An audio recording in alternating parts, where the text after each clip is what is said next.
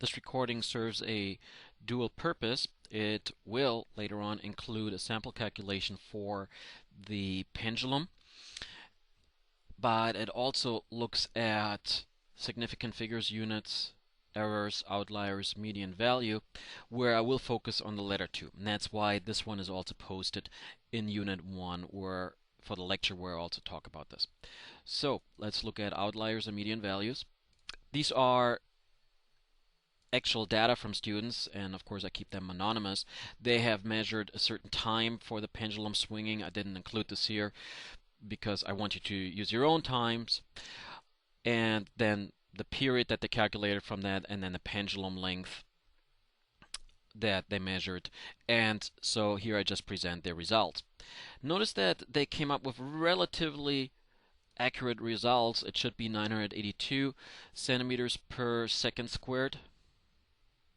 And they came up with anywhere between 975 and 987, and that's where 10 of their results come out to be. So that's really accurate. It's very small random error. But notice there's something went wrong on this one here, obviously, because it's so much different from the others.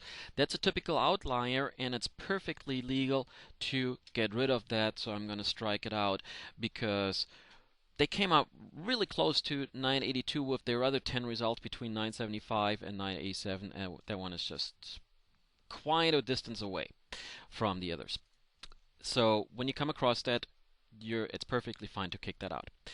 Okay, now I'm going to talk about the median value of the remaining ones. I used to have students calculate the average value where you just add these results and then divide by the number of results that you have. But then I figured, oh, it's a little bit more instructive to just use the median value because it gets a little bit closer to what you should come up with. So in the median value, I'm going to kick out, for example, if I have 11 results, the lowest 5 and the highest 5. Well, it turns out I have 10 results. Here are 8 and then the other 2 here, so I have 10 results. So I'm going to kick out the lowest 4 and the highest 4. Okay, the lowest 4 is going to be the 975, and I believe there are 3 979s. So there we go. Now I'm going to kick out the largest 4, where I have a couple of 987s and a couple of 986. I know there's a third one, but I need to keep that because I have kicked out the largest 4, the smallest 4, and I have 2 remaining. If you had an odd number of results, you would only have 1 remaining and you'd be done. So now I have 2 remaining numbers, 981, 986. So the end result between those two is actually the average between those two, so 983.5 centimeters per second squared. I'm going to grab this one here. So the median is 983.5 centimeters per second squared. I may want to round that to 984. And that's what I would then use later in the conclusion when I talk about how good my results are. And as you see, these people's result is almost right on. That's only a 0.2% error. Okay, I'm going to talk about other people's results. So these here, and I left one line open to introduce my own result.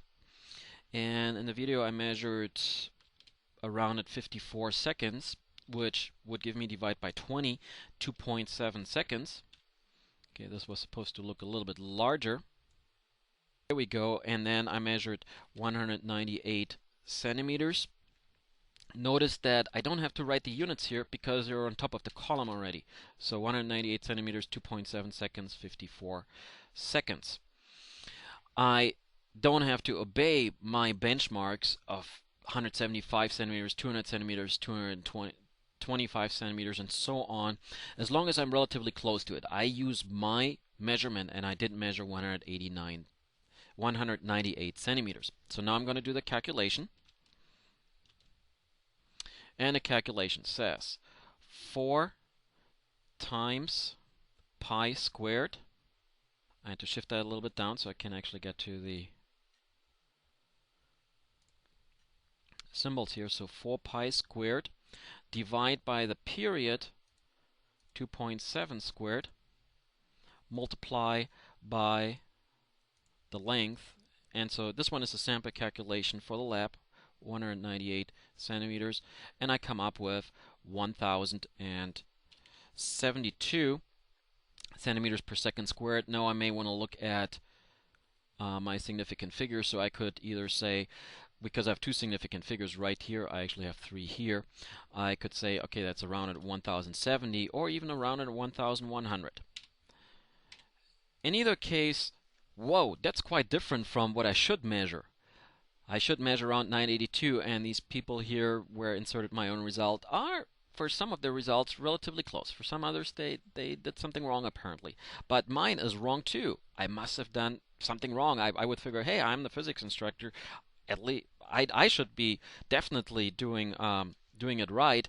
But I reviewed the video, and indeed I did miscount. I was supposed to count 20 swings. As I said, I reviewed it.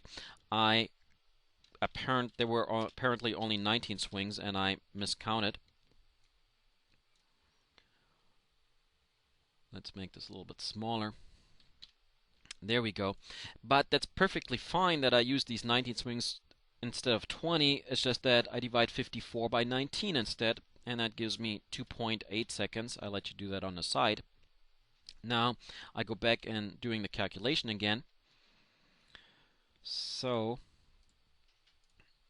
this is kind of nice on a graphing calculator. I can just get it back, and when I do it all in one big step, it's just a matter of doing exactly this. And now I come up with a much nicer 997.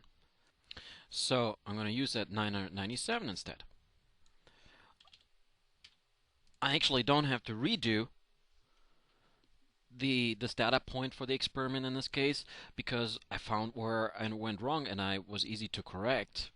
19 swings instead of 20 swings, so I can use that result of 997 centimeters per second squared. By the way, the students that took these data here, they had the luxury of using a stopwatch in a lab. So if you have a stopwatch, you come up with at least tenths of a second, and I would use tenths of a second as the maximum, because your reaction time is also in the neighborhood of 0.2 seconds, so also tenths of a second. So technically I could have actually used the 53.8 seconds that I had in the video, but perhaps you're only using a clock on the wall, and then 54 seconds is what I measured with that, divided by 19 swings and so on. And I think I have to start a second video for this one in order to go on, because YouTube limits me to 10 minutes.